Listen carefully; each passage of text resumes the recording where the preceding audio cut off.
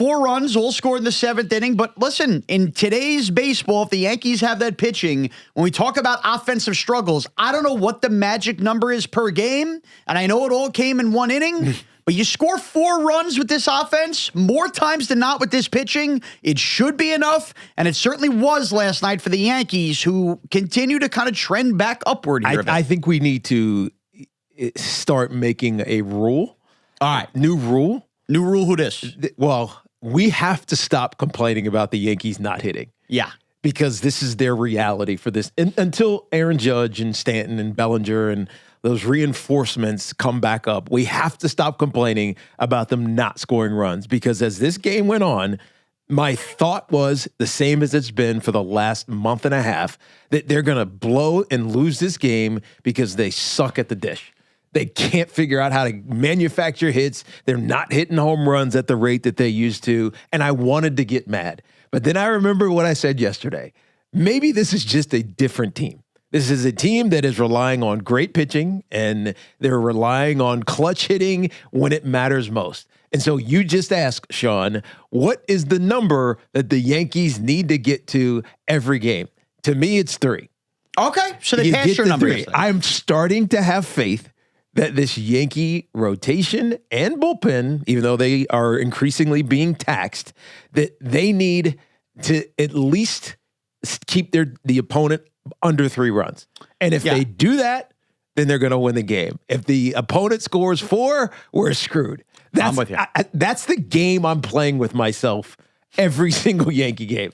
Just whoever it is, Ryan Weathers, Schlittler, Cole, whoever is on the mound, Fried, keep them under 4 runs, and we have a chance to win. That's got to be the new reality for the Yankees, because that is the reality for the Yankees. Well, yeah, and you look back at past playoff performances by the Yankees and the opponents, and the truth is there's a lot of playoff games that teams, you're just not scoring 5 or more runs anyway. So as struggling as this might be, in the end, if you have nights like that last night where, listen, you just kind of grind away, get the starting pitcher out, and take advantage of the bullpen. And, oh, by the way, not rely on the home run last night, because that was a big inning, jump-started by Luis García leading off with the double. They batted around.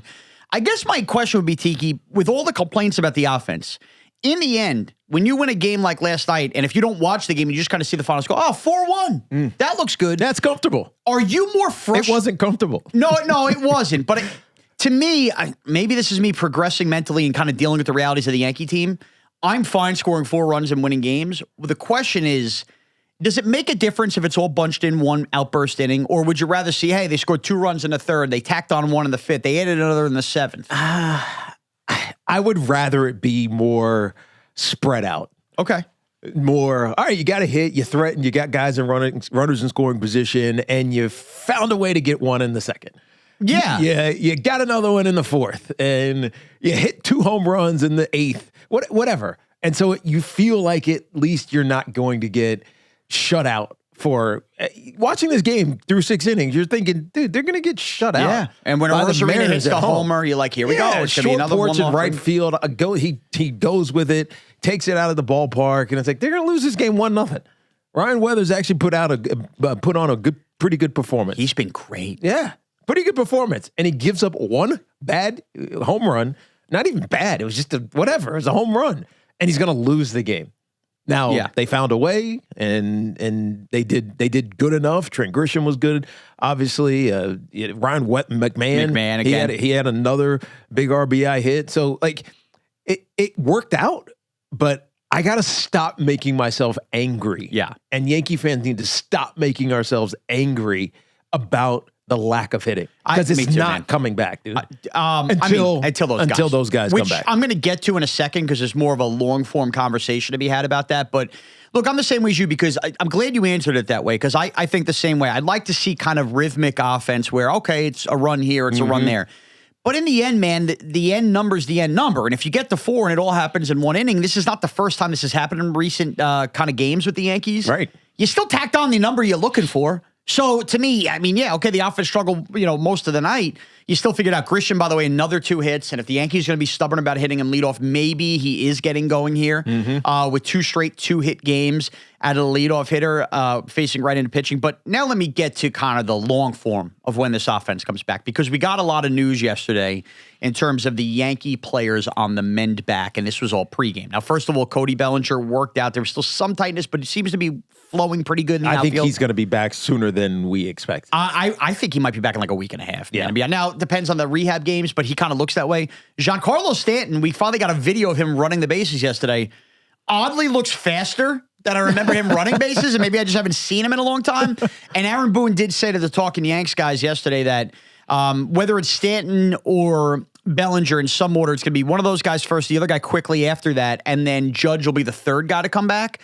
But Tiki, that inning in the 7th inning last night is started by Luis García Jr. ripping a double against the wall. He just puts barrel on back. Like, he has been everything the Yankees have needed since they've acquired him. Like, as much as the offense is struggling, he's a hit a night at least. Of course. I mean, he might have been, if not the best, one of the best bats that was available at the trade deadline. And as much as we killed Cashman last week, they got him. But here's the problem. This is now we're going to approach the territory that we saw with the trade deadline, which is how do you fit these guys in the lineup? You're in trouble right now. Because Stanton and Bellinger are going to come back, and Bellinger's going right to the outfield. Now, look, we see Grisham heating up. Let's not kid ourselves. The Yankees probably are best equipped with a Spencer Jones center field, an Aaron Judge right field, and a Cody Bellinger left field. Or if you want to put Cody in center, they're not going to do that. They're going to play Grisham, so we just live with that. And if Grisham keeps hitting like that, fine. You know what? 2 hits a night, great. Right. Heat up. But getting Stanton back and putting him at the DH hole creates this logjam. We kind of speculated. Remember, it was, it's a good problem to have. Well, it's a good problem to have until it's actually a problem. I think it's going to be a problem. I think the Yankees need to start getting ahead of something. And it's something we speculated about a couple of weeks ago when the deadline went down, or a week and a half ago. You got to start, even if it's pregame and not in games, getting Luis García acclimated at second base. I think you have to. He played a lot of second base, albeit poorly defensively, a year ago. But he cannot have his bat out of the lineup. And if we're being honest, if Giancarlo Stanton comes back, as much as it's easy to say because we haven't seen him all year, that's the clutch bat in October. Like, remember when Giancarlo got hurt, and what did we all say? Hey, just get him healthy for October. Yeah. You mean to tell me with the acquisitions you meant that we're going to go back on our word and not want him healthy for October? And you're not taking Ben Rice out of the lineup. Well, he's going to be healthy. It's just a question of whether or not you're going to play him. But don't you want him? Don't you want his bat in the lineup? You said this yesterday, and it was at the end of the show. It was kind of a dismissive, even just suggestion, but Giancarlo Stanton might end up being your bat off the bench. He might be. And that's not necessarily a bad thing. And if it protects him, it gives him, I mean, it sucks because he's going to get 1, maybe 2 at bats in these games, so to speak. But ultimately, if it protects him and keeps him healthy, and then everybody else is equally fitted in the right way into the lineup, so Ben Rice can play, or whether it's at a DH, Jazz can still be in the game, and Aaron Judge, hopefully he's healthy, he's out back in right field. Like in that capacity, he serves you well. But you now take 3 other maybe opportunities out of his hands. And you might need those opportunities. Especially if we're worried about the team scoring 4 runs a game. So, and I think that's where, Tiki, I know I said that, and I still could understand it.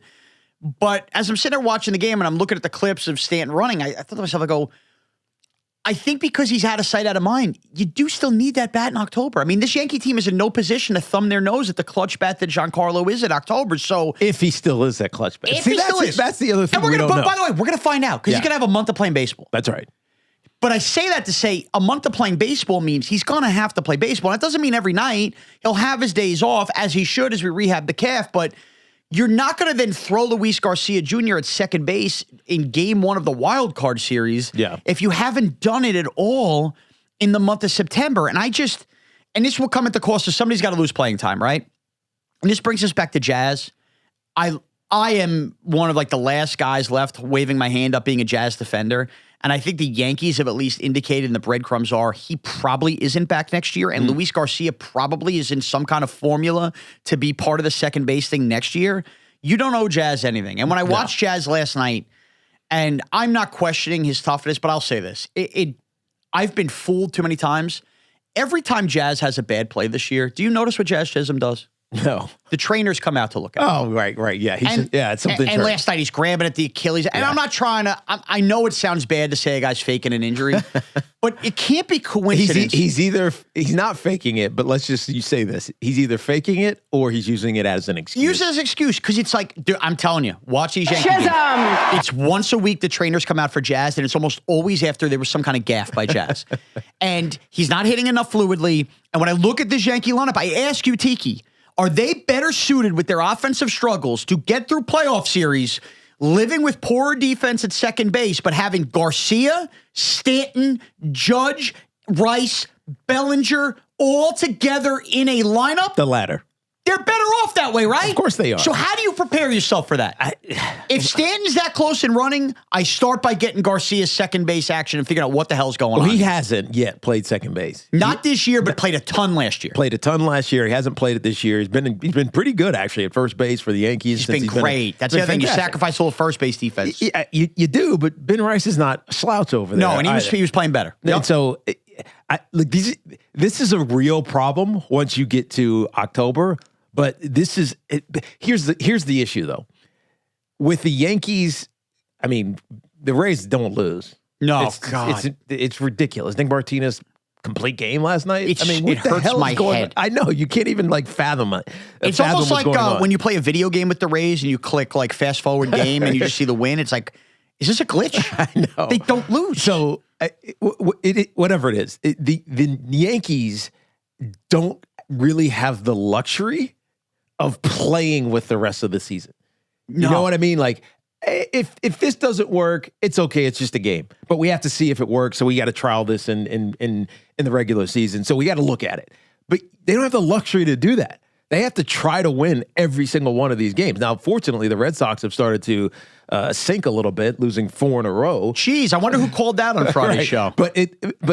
So they're not in danger of getting passed in the division. Right. Obviously, the rest of the American League, as we've talked about, it's just average. So you're not worried about it as far as a playoff spot is concerned. But you still, in your mind, want to try to catch the Rays. So you can't just mess around with your lineup. Like, you have to put your best everyday lineup out there. And so, hey, let's put Luis Garcia at second base. Maybe it works. You can't afford that. You have to know it's going to work. So they're in a rough spot because of how much not how much they've struggled, but how average they've been for the last 2 months. Yeah, I think that based on chasing down the Rays in the division, I don't think you could approach playing Luis Garcia Jr. at second base and think that it's not going to work, would be my way of putting this. Now, look, if you're working on ground balls when I'm pregame, you're like, dude, he's booting things all over the place. But I find it hard to believe, even if his defensive metrics are bad, this is still a team, again, 2 years ago, that took Jazz Chisholm Jr. at the deadline and said, we needed his bat. Oh, crap, we don't have a position for him when everybody's healthy, and put him at third base. And some plays were fine, some plays were bad. They got by and they got to a World Series. Right. Is that even an option now? Well, I'm not even saying it's an option to move Jazz to third now because Ryan McMahon's playing well. Yes. He's fielding good. But my point is, you were willing to do it with Jazz at a position he's never played 2 years ago and went to the World Series. How could you not be willing to do it with Luis Garcia for a position he has played? Oh, I see. Knowing how important it is. You know what I mean? So if the argument is, well, you don't want to risk Tiki, putting out your best defensive team and not seeing if it worked. You did it on the fly 2 years ago. You lived with some of the deficiencies, and you made a World Series because you had the best offensive team possible. At least Luis Garcia Jr. has recently this year played a lot of second base. Yeah, and look, I think the pitching is the X factor here because it's been so good. So good. Then you'd not necessarily worrying about somebody being out of position. And that's why I would actually leave McMahon and Lombard the way they're fielding right now on the left side, especially for guys like Fried with the ground balls. Yes. Like, all those ground balls are going that way and they're gobbling them up. Second base, I still kind of think you could. Glaber wasn't a wizard. You could hide somebody a little bit at second base, right? Especially somebody that's done it. You're not asking Luis Garcia Jr. to go out there and do something he's never done before. But I'm telling you, If this team gets to a wild card series and we just go back to the old reliables of Stanton's got to play, obviously Rice has got to play, Jazz is Jazz, he's got to play, and we're sitting there watching Luis García Jr. rot on the bench waiting for a pinch hit opportunity, it's going to drive me nuts. It's going to drive Yankee fans nuts. The Yankees don't win that game last night without Luis Garcia's double to start that inning. Right. You can't afford not to have his bat in the lineup. Right, and he's been good ever since he's been here. Exactly. And so you have to now accelerate him into the trust factor. That's it. And if Jazz's feelings are hurt, I'm sorry, Jazz, you had a long enough runway this year to get it going. It's just not your year. And it breaks my heart because he's an electric Yankee. When he hits a home run, it's something great. But the best team right now, if those guys all do come back healthy, and we're trending that way based on the videos, is not Jazz Chisholm Jr. at second base. It's not. He's hitting 130 over this last week, 150 over the last two. He's not having a good season. He's just not. He's been clutching moments, but he's not having a good season at all. And if that means you burn a bridge and Jazz won't even consider coming back, well, how much did you consider signing him back anyway? Right. So I'm less worried about that, Tiki. I'm worried about the fact that this is a pitching staff right now that you cannot waste away. Now, part number 2 I wanted to bring up off of last night's Yankee game. I know he is coming back next week probably. He's got one more rehab start, and that would be Carlos Rodón. And look, Rodón has been You don't up. want to trust him. He's been down. It's not a matter of not trusting. I know your feeling on Carlos Rodón. But I'll say this. I can't believe I'm even going to utter this because I'm comfortable with Carlos Rodón as a 4th starter on this team when you consider those 3 aces. But man, when you only start 4 guys in a playoff series and you've seen the last 2 months of pitching that Ryan Weathers has put forth, and you start building up what you think is going to be your 4-man rotation for October, I ask you, Tiki, who do you want as that 4th starter right now, Ryan Weathers or Carlos Rodón? I mean, it's clearly Ryan Weathers. Yeah. Because you don't know what Carlos Rodon's going to look like. You don't know. You don't know. You'll see it in a couple of starts when he ultimately gets back. But Ryan Weathers has been good. He actually weathered a little bit of a downturn. Look at you. You've worked enough with just me this week. You're going with the weathered. Of course. Yes. but now he looks really good. He does. It's like they're all lifting each other. They are. It feels like this staff is just, you feel like you got the same guy every night, even though their styles are very different. Hand the ball to the next. Yes, hand the next guy. It's your turn. It's your turn. It's your turn. So the best Yankee team to me features Jazz Chisholm not at second base when these guys do come back healthy. The time is now to get Luis García Jr. maybe a game a week, something like that, getting him acclimated at second base. And Ryan Weathers, I mean, you are now in the circle of trust, my friend, as starting pitcher 4 for the New York Yankees. Maybe a little optimism in Yankee land. Some might call me Positive Shawnee.